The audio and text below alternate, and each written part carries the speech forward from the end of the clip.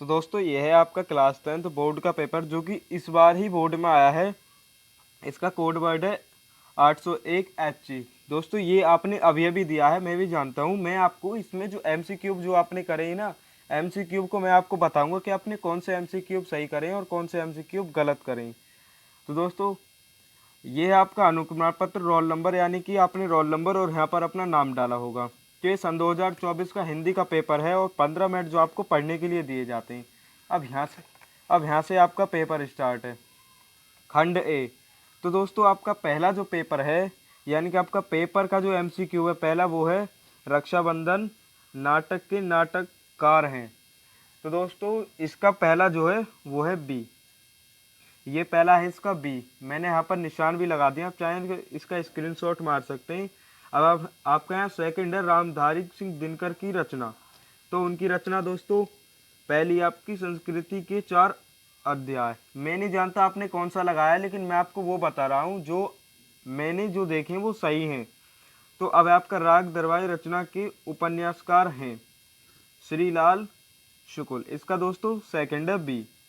अब आपका फोर्थ यानी कि चौथा है शुल्क युग के अन्य नाम कौन हैं, कौन से हैं। तो इसमें दोस्तों सी छायावाद युग है। अब दोस्तों आपका पांचवा है विष्णु प्रभाकर किस युग के कहानीकार हैं। तो दोस्तों इसमें डी है, इसमें से कोई नहीं। दोस्तों ये जो है इसमें आधुनिक काल आता, लेकिन यहाँ पर इसमें से कोई भी नहीं है क्योंकि विष्णु प्रभाकर किस युग के रचनाकार हैं वो आधुनिक काल के हैं।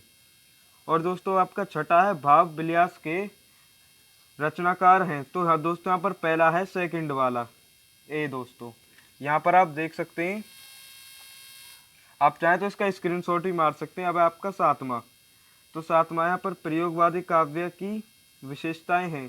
तो यहाँ पर बी है आपका ऑप्शन। अब दोस्तों आपका है आठवां ऑप्शन, देख सकते हैं यहाँ पर। अब दोस्तों आठवें में क्या है, काव्य की प्रतिवर्ती एवं रचना शैली के आधार पर रीतिकाल की कितनी धाराएं स्वीकार की गई हैं। तो दोस्तों अभी तक यहाँ पर 3 ही धाराएं स्वीकार की गई हैं। और दोस्तों अब आपका नौवां है जौहर काव्य के रचनाकार हैं। तो यहाँ पर पहला है श्याम नारायण पांडे, यहाँ पर दोस्तों पहला है। अब चितंबरा के रचनाकार हैं। तो यहाँ पर दोस्तों सी सुमित्रानंदन पंत हैं। और दोस्तों यहाँ पर आपका 11वां प्रश्न आता है पुन्नी पुन्नी मुन्नी अक्षही अकु लाही। इसमें दोस्तों उपयुक्त पंक्ति में प्रत्युक्त रस, हमें जो इसमें जो पंक्ति है उसमें हमें रस पहचानना है। तो इसके नाम पर ही हमें हंसी आ रही है, तो इसलिए इसमें हास्य रस हो गया।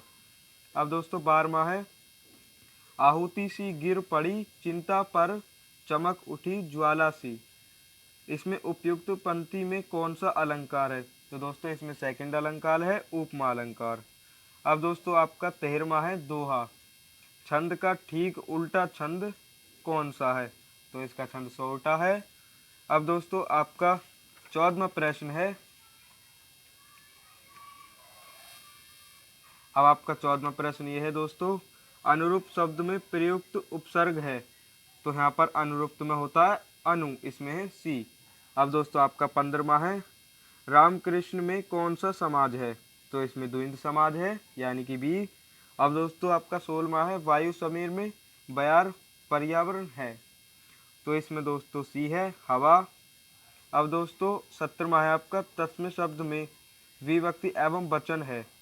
तो इसमें दोस्तों ए है। और दोस्तों अब है आपका 18वें में संदेहपूर्ण कथन को कहते हैं। तो इसमें दोस्तों सी है संदेहात्मक वाचक वाक्य। अब दोस्तों आपका 19वां है मैं पत्र लिखूंगा, वाक्य का कर्म वाचक में परिवर्तित क्या वाक्य है, परिवर्तन वाक्य है। तो दोस्तों मेरे द्वारा पत्र लिखा जाएगा, इसमें दोस्तों ये है।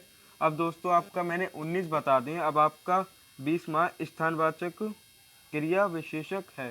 तो दोस्तों आप ये उत्तर कमेंट कीजिए और आपका पेपर कैसा गया है वो भी कमेंट करके बताइए। अब दोस्तों आपके ये हैं खंड व, जिसमें से एक आपको यहाँ पर एक व्याख्या करनी है इसकी। और दोस्तों ये 6 नंबर में आया है। इसमें पूछ गया प्रथम अंतरिक्ष यात्री कौन है। तो दोस्तों प्रथम अंतरिक्ष यात्री यूरी गागरिन है। यहाँ पर देखिए यूरी गागरिन है। और दोस्तों अगर जो आप पर ये नहीं आते तो आप ये भी कर सकते हैं। और दोस्तों और देखते हैं हम क्या क्या मिला है हमारे पेपर में। और दोस्तों यहाँ पर देखें, इसमें निम्नलिखित पदांश पर आधारित दिए गए प्रश्न में से उत्तर दीजिए। तो दोस्तों यहाँ पर एक आपको उत्तर देना है। आप पर ये भी नहीं आता है तो आप इसका दे सकते हैं अथवा में ही। और दोस्तों एक यहाँ पर आपका 7वां है, ये देख सकते हैं यहाँ पर पेज नंबर 7वां है। यहाँ पर यही चीज़ आप देखिए, यहाँ पर क्या है, निम्नलिखित संस्कृत गद्यांश का संदर्भ सहित हिंदी में अनुवाद कीजिए। दोस्तों ये एक संस्कृत गद्यांश का संदर्भ है जो आपको हिंदी में अनुवाद करना है। अब दोस्तों आप पर ये भी नहीं आता है तो यहाँ पर अथवा में एक दिया हुआ है, आप ये कर सकते हैं और आपने करा भी होगा। अब दोस्तों यहाँ पर एक 3 नंबर का आता है आपका मेवाड़ मुकुट, जैसा कि मैंने बताया था कि मेवाड़ मुकुट आएगा और दोस्तों यहाँ पर आया है, तो आप स्क्रीनशॉट मार सकते हैं। और दोस्तों यहाँ पर ये आपका पूरा पेपर है। और दोस्तों देखिए, मैंने बताया था कि आपके जीवन परिचय आएंगे। जीवन परिचय देखिए कौन कौन से आए हैं। लेखक का जीवन परिचय देते हुए उनकी एक प्रमुख रचना का उल्लेख कीजिए। तो यहाँ पर जीवन परिचय पद्मलाल पुन्नीलाल बख्शी, रामधारी सिंह दिनकर, डॉक्टर राजेंद्र प्रसाद। दोस्तों ये आपके जीवन परिचय है। और एक जीवन परिचय 5 नंबर का, ये देख सकते हैं यहाँ पर 5 नंबर। और दोस्तों अब है आपका 10वां पेज। अब यहाँ पर निम्नलिखित कवियों में से किसी एक कवि का जीवन परिचय देते हुए उनकी एक प्रमुख रचना का उल्लेख कीजिए। तो हमारे यहाँ पर देखिए क्या क्या है, मैथिलिक, शरण गुप्ता, रसखान, महादेव वर्मा और अशोक वाजपेयी। तो दोस्तों आपने एक जीवन परिचय किया होगा। अब दोस्तों एक है, अपनी पाठ्य पुस्तक में से खंडवश कोई एक श्लोक कीजिए। दोस्तों कोई एक हमें श्लोक करना है जो प्रश्न पर ना आया हो। ये एक श्लोक आया है तो हमें जो प्रश्न में ना आया हो तो हमें एक श्लोक करना है। तो अब दोस्तों अथवा में आप पर ये भी नहीं आता है तो ये भी कर सकते हैं। अपनी गली मोहल्ले की नालियों की समुचित सफाई के लिए यहाँ पर नगर निगम अधिकारी को पत्र लिखना। तो आप नगर निगम अधिकारी को पत्र भी लिख सकते हैं, नगर निगम को। अब देखिए निम्नलिखित, तो अब आपका 2 नंबर में आया है 9वां प्रश्न, निम्नलिखित तो प्रश्नों में से किन्हीं 2 प्रश्न की उत्तर संस्कृत में लिखिए। अब दोस्तों हमें जो है उत्तर यहाँ पर संस्कृत में देना है। अब दोस्तों ये चीज़ आप चाहें तो इसका स्क्रीनशॉट मार सकते हैं और मुझे कमेंट करें कि आपका पेपर कैसा गया है। अब दोस्तों निम्नलिखित देखिए आपका 11वां प्रश्न आता है।